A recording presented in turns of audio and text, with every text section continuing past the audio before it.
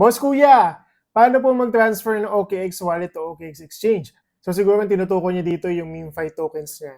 Guys, ganito yung mga nakapag-claim ng MemeFi token nila sa OKX exchange. So ang naging gas fee natin dyan is yung MemeFi token mismo. So dinidak na yan sa atin. So wala na tayong magiging problem. Now ang concern ngayon guys, yung mga late claimers. So bumagsak tayo ngayon sa OKX wallet, which is the Sui network ang kailangan gamitin.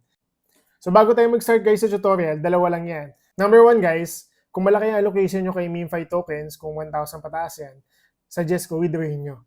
Pero kung hindi naman, worth 1,000 less, I suggest hayaan nyo na lang muna dyan. Kasi nga guys, kailangan nyo ng Sui token para ma-withdraw to. Pero napaka-minimal lang naman ng Sui na kailangan natin dito. Most likely mga 0.1 yan. So guys, so papakita ko muna sa inyo paano ba yung gagawin natin.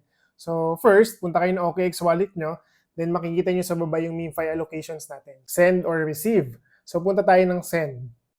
So syempre, hahanapan ka ng wallet address. So gagawin mo, pupunta naman tayo ng OKX exchange.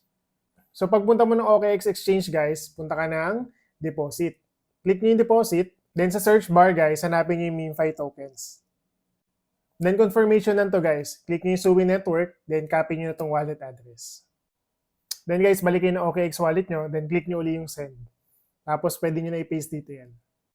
So guys, ito yung sinasabi ko sa inyo na dapat consider nyo. So kung worth it naman yan i-withdraw, papunta sa OKX exchange natin, magalat kayo guys ng gas fee dito, at least mga 0.1 Sui, okay na yan. Ang isang Sui coins guys, nasa 3.5. So kung nasa 58 pesos ngayon yan, so nasa 200 pesos. So ang kailangan nyo lang is 0.1. So guys, at least mga 20 pesos ang kailangan nyo, yung 0.1.